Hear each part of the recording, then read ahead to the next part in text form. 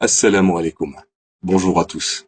Aujourd'hui, je me permets de publier une vidéo sur un sujet qui concerne toute la communauté musulmane. Ce sujet concerne les boissons de la marque Coca-Cola Company. Alors je parle bien évidemment de Coca-Cola, Fanta, Sprite et toutes les autres boissons de la compagnie. Disons-le sans détour, dans le Coca, il y a de l'alcool. Et ce n'est pas une information étendue par un frère qui l'a entendu par un frère, qui l'a entendu d'un cher, qui lui-même la tient d'un autre cher, ami d'un scientifique qui travaille dans une société en étroite collaboration avec la firme Coca-Cola.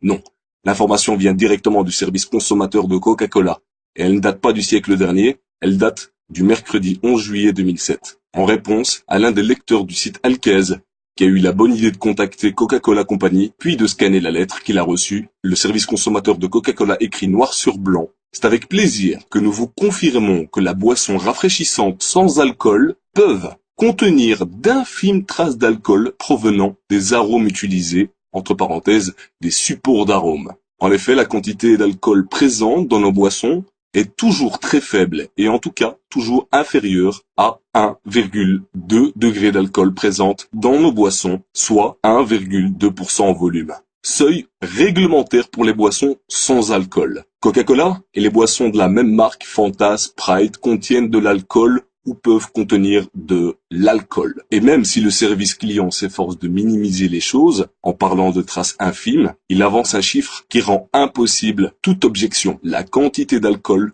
peut atteindre 1,2% en volume. Autrement dit, une bouteille de Coca-Cola de 1,5 litre peut contenir jusqu'à 1,8 centilitres d'alcool. Vous imaginez? Et on sait très bien qu'il y en a qui sont accros au Coca-Cola. Ce chiffre va leur donner des idées de tout l'alcool qu'ils ont pu avaler. Alors si on fait la conversion entre la quantité d'un pack de bière, on a en effet vite fait de remplir des canettes de bière de 1,8 centilitres d'alcool. Alors plus sérieusement, ce qui m'a poussé à enregistrer cette vidéo, c'est le comportement de certains soi-disant musulmans. Il suffit d'ouvrir les yeux, d'aller dans les commerces et de voir si les musulmans vendent effectivement cette boisson.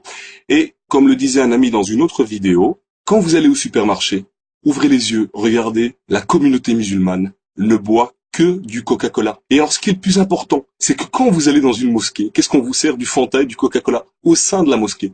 Alors, à part le fait qu'il y a de l'alcool, sachez que boire du Coca-Cola, c'est financer, je dis bien, aider le gouvernement israélien à tuer chaque jour des Palestiniens. Vous imaginez le nombre d'argent que vous avez pu donner dans votre vie à la compagnie Coca-Cola. Pour ma part, il est inconcevable de donner 1 centime à Coca-Cola ou à toute autre société ou entreprise